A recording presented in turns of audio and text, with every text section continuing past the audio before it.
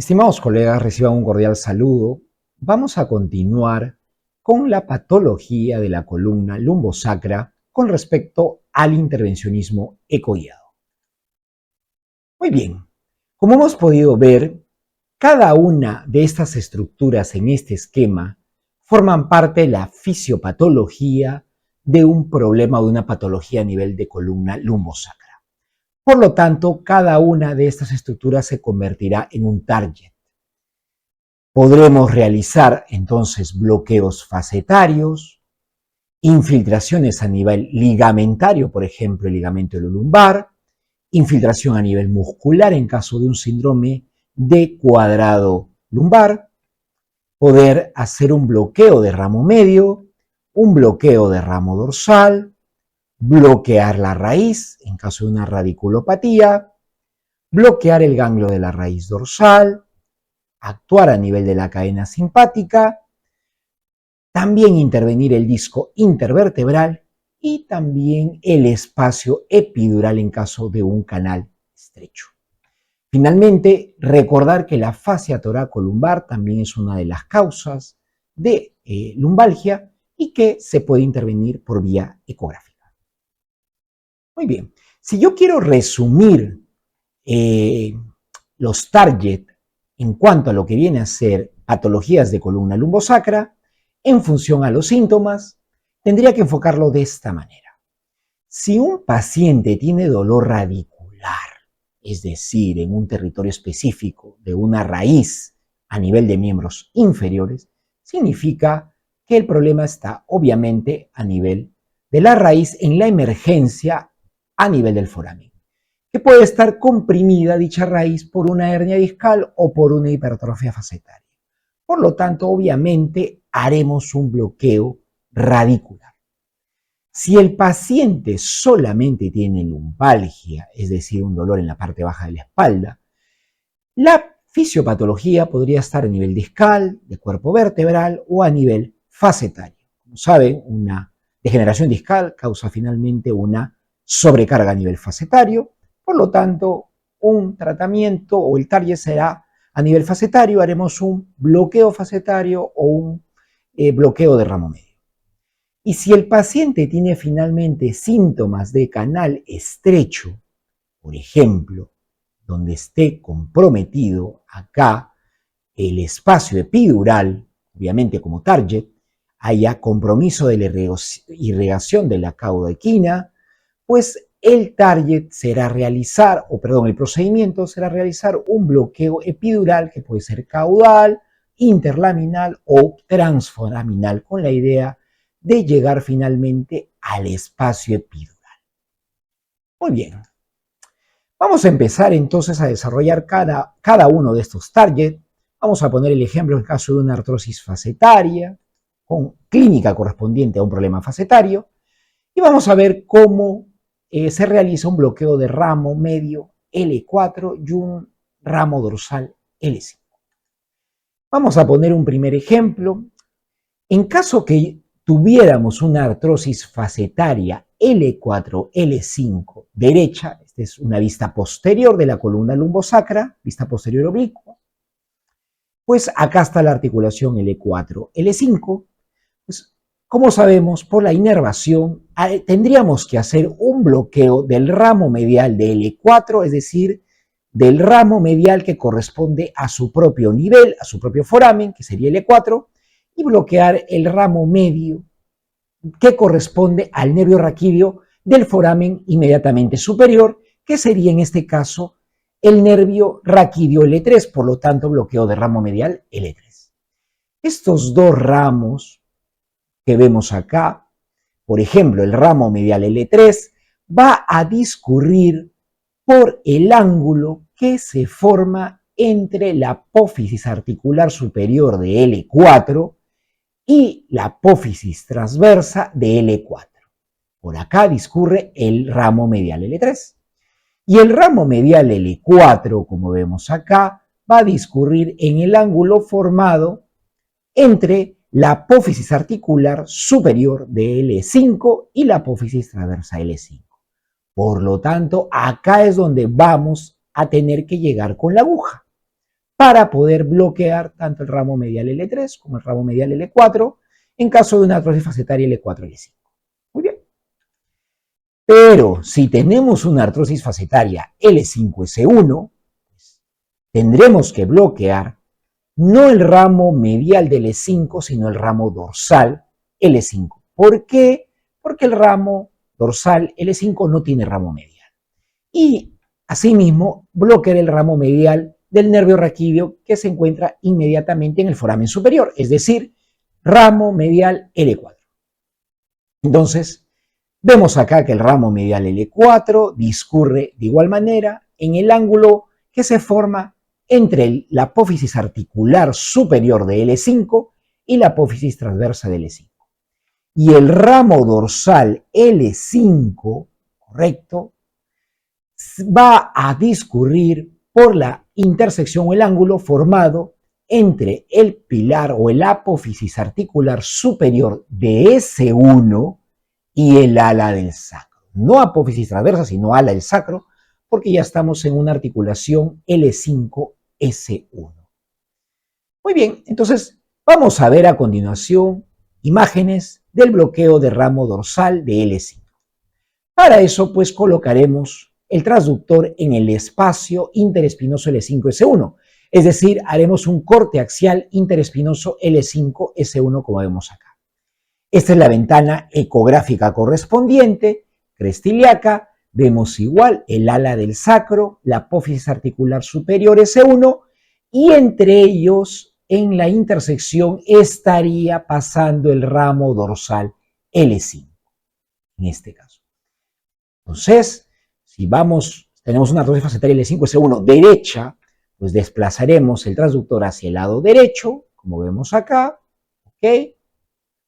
Y esta es la imagen o el video de intervencionismo para bloquear el ramo dorsal L5. Como vemos acá, la apófisis articular superior S1, el ala del sacro y en el ángulo formado por esas estructuras pasa el ramo dorsal que acá vemos que está siendo intervenido. Es un bloqueo en plano porque vemos todo el recorrido de la aguja de lateral a medial. Muy bien. Pasamos a la siguiente procedimiento, que sería el bloqueo de ramo medial de L4, para lo cual vamos a hacer un corte axial interespinoso L4-L5 en este nivel. Pues como saben, estaremos en el corte axial interespinoso L4-L5. Se dan cuenta que es una ventana interespinosa porque vemos los complejos, eso ya ustedes lo saben. Y vamos a ver acá la apófisis transversa de L5 y la apófisis articular superior de L5. Entre ellos, en ese ángulo que forman estas estructuras, va a pasar el ramo medial L4. Entonces, vamos a continuación a ver el video. Pues vemos acá la apófisis articular superior L5, la apófisis transversa L5 y acá en el ángulo pasa el ramo medial de L4. Vemos como la aguja se dirige hacia ese ángulo de lateral a medial en plano. Vemos acá cómo va a realizarse el procedimiento bloqueando el ramo medial L4. Acá cómo se va a colocar la medicación en plano de lateral a medial. Muy bien. Pero, si yo quiero tratar un síndrome facetario, puedo bloquear obviamente la inervación, pero también puedo infiltrar directamente la articulación facetaria. Por lo tanto, si quiero hacer una infiltración de la articulación facetaria L4-L5, pues igual estaré en el corte axial interespinoso L4-L5, pero ya no voy a bloquear acá el ramo medio L4, sino voy a hacer una infiltración directamente a la articulación L4-L5, en este caso de esta forma. Estamos en una artrosis facetaria L4-L5 del lado derecho, pues finalmente colocaremos la aguja de lateral a medial en plano, colocando la medicación en la articulación facetaria. Haremos esto sobre todo cuando veamos que la articulación facetaria está inflamada. ¿no? Hay líquido en la articulación. Muy bien. Y si quiero infiltrar la articulación facetaria L5S1, igual me coloco en el corte axial L5S1, ala del sacro, apófisis articular superior S1, pero voy a dirigir mi aguja acá hacia la articulación. Ya no a bloquear el ramo dorsal L5, sino voy a infiltrar la articulación facetaria L5S1 de esta manera, en plano de lateral a medial. Muy bien. Entonces, o bloqueo la inervación o infiltro la articulación. Dos maneras de poder hacer los procedimientos. Ahora, la infiltración facetaria lo puedo hacer en corte transversal, pero también lo puedo hacer en corte longitudinal o sagital. Como ya ustedes conocen esta ventana, este es un corte sagital a nivel facetario. ¿Cuál es la ventaja? Que con una sola punción acá, de craneal a caudal, puedo llegar tanto a la articulación facetaria L5S1 como también a la articulación facetaria L4-L5, con una sola punción. Vemos acá el sacro, eso sería L5S1, la articulación facetaria, L4-L5 y L3-L4. Entonces coloco acá la medicación en este nivel, retiro la aguja y luego vuelvo a ingresar sin, obviamente, sacar la aguja completamente del cuerpo, de la zona lumbar, y redirijo hacia la articulación L4-L5. Muy bien. Si yo quiero hacer un bloqueo del músculo erector espinal, en el caso de un síndrome miofacial, pues esta va a ser la ventana ecográfica. Ya ustedes conocen, este es un corte sagital a nivel de apófisis transversas. Vemos acá la apófisis transversa L2, L3, L4 con sus respectivas sombras acústicas, el tridente, esto es craneal, esto es caudal, el músculo psoas entre apófisis transversas, el músculo erector espinal por encima, y si queremos hacer un bloqueo de erector espinal, pues voy a dirigir la aguja en plano de craneal a caudal y voy a colocar la aguja encima de la apófisis transversa, en este caso de apófisis transversa L3, entre el erector espinal y la apófisis transversa. Y vamos a ver, al colocar la medicación, eso se coloca un anestésico por lo menos 20 mililitros, que vamos a hacer una hidrodisección. Miren acá cómo discurre la medicación y va a desplazar el músculo erector espinal hacia craneal. ¿En qué nivel coloquemos la medicación, sea L2, L3 o L4? Va a depender del cuadro clínico del paciente, a qué nivel esté el problema muscular. Este bloqueo de erector espinal no solamente nos va a ayudar en caso de un síndrome miofacial, sino también en un síndrome facetario. Muy bien. Pero en esta misma ventana podemos también hacer una infiltración del músculo psoas.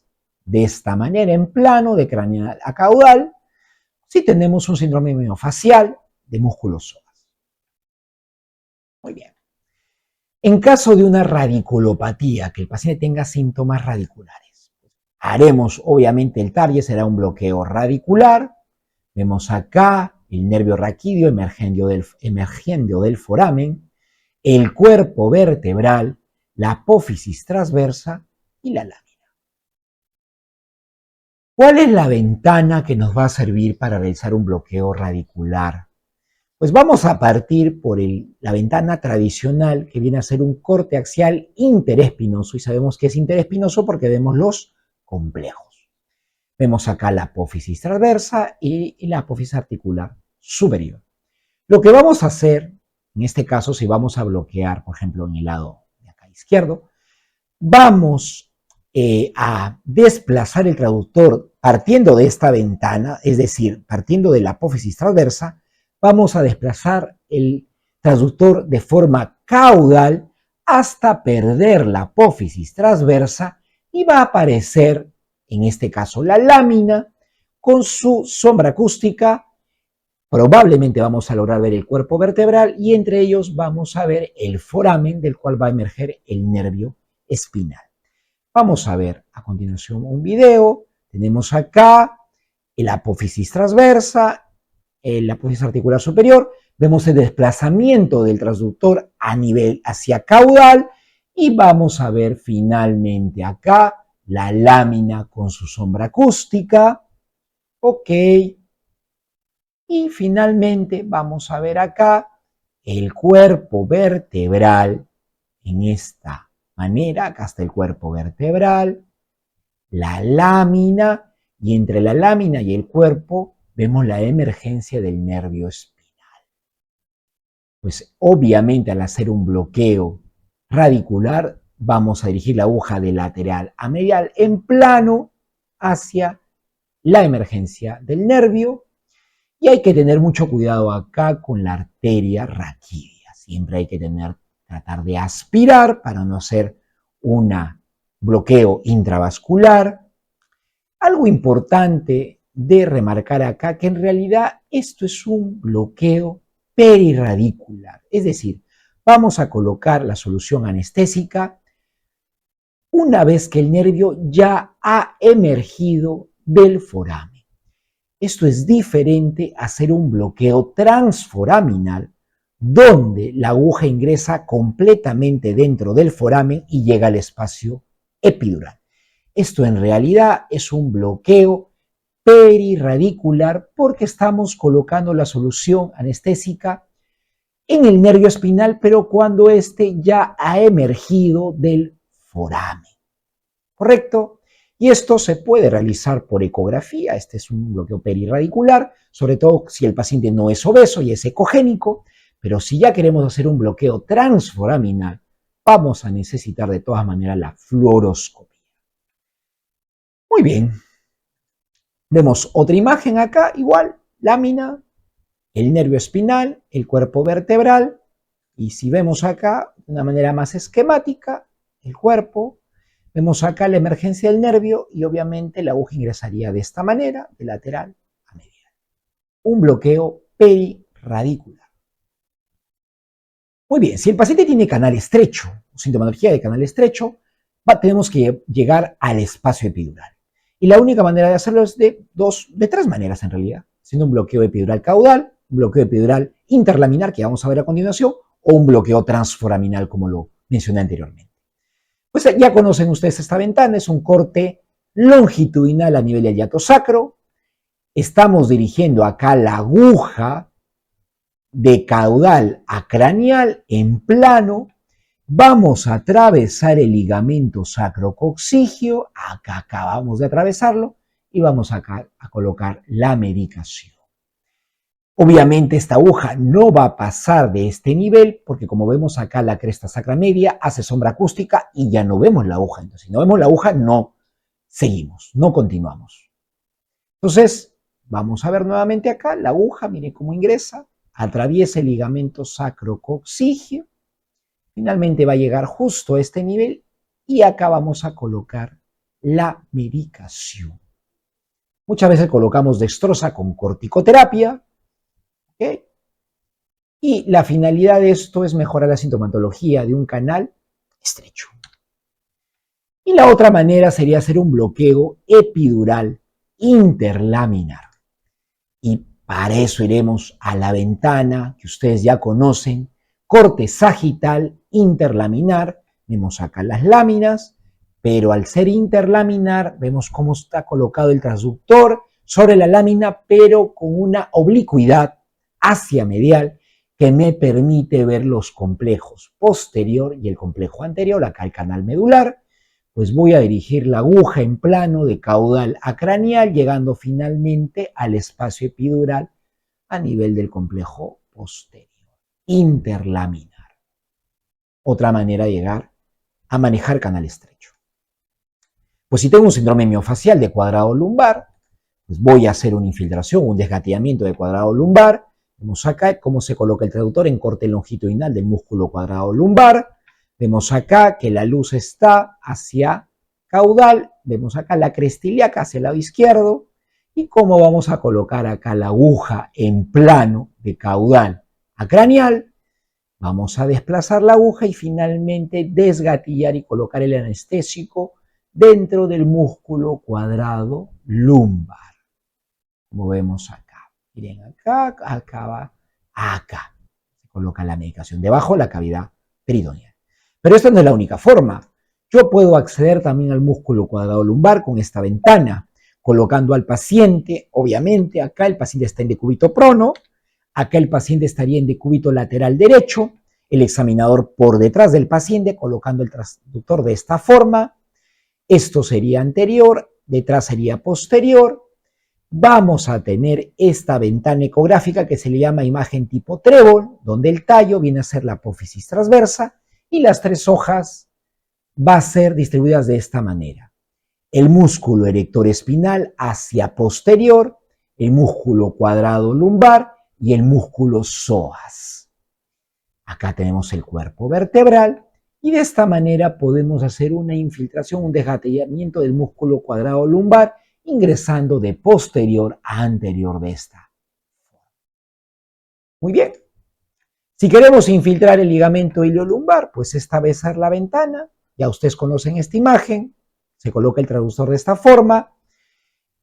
Hacia el lado izquierdo las apófisis transversas, hacia el lado derecho el ilion. Acá tenemos el ligamento. La aguja va a ingresar de craneal a caudal o de medial a lateral, como está acá. Finalmente vamos a infiltrar el ligamento iliolumbar. En este caso, pues obviamente tenemos que tener la clínica de un problema a nivel del ligamento iliolumbar y muchas veces ecográficamente el ligamento va a estar engrosado y poco génico. Muy bien. Finalmente vamos a pasar a los casos clínicos. Tenemos una paciente mujer de 50 años con un dolor lumbar de 4 meses de evolución que no cede a pesar de un tratamiento ya conservador con fisioterapia y analgésicos. Esporádicamente refiere una irradiación hacia cara posterior de ambos muslos, pero que no sobrepasa el hueco popliteo. Se exacerba ante maniobras de extensión y rotación del tronco. Hay dolor a la palpación profunda paravertebral bilateral, punto gatillo encuadrado lumbar bilateral. El examen neurológico está normal y desde el punto de vista de ayuda diagnóstica de imágenes tenemos un ataque de columna lumbosacra con artrosis facetaria L4, L5 y L5, S1 bilateral. Pues finalmente los diagnósticos de este paciente sería una lumbalgia por artrosis facetaria, L4, L5 y L5, S1 y una lumbalgia por síndrome miofacial del cuadrado lumbar. ¿Cuál sería el tratamiento? Pues fácil. Si tengo una artrosis facetaria L4, L5, haré un bloqueo de ramo medial L3 y L4. Y si tengo una artrosis facetaria L5, S1, bloquearé el ramo medial L4 y el ramo dorsal L5. Y acá pues se realizó un desgatillamiento a nivel del músculo cuadrado lumbar. Muy bien.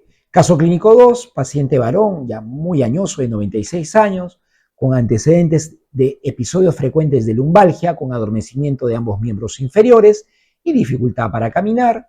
Se exacerba ante maniobras de extensión y al ponerse de pie y caminar. Hay persistencia de estos síntomas luego de 6 semanas de tratamiento conservador. En los exámenes de ayuda diagnóstica hay una resonancia magnética de columna lumbosacra. En ella se encuentra abombamientos discales y artrosis facetaria de L2-L3, L3-L4 y L4-L5 asociados a engrosamiento del ligamento amarillo, lo cual causa una estenosis severa del saco pecal. Esta es la imagen. Vemos acá como por un problema discal y de hipertrofia facetaria y de hipertrofia del ligamento amarillo prácticamente hay un estrechamiento de canal medular. Nuestros diagnósticos serán un canal estrecho lumbar y una artrosis facetaria L2-L3, L3-L4 y L4-L5. El tratamiento en caso de un canal estrecho lumbar, un paciente de muchos años, se hizo un bloqueo epidural a nivel caudal y obviamente un bloqueo de los respectivos ramos mediales correspondientes.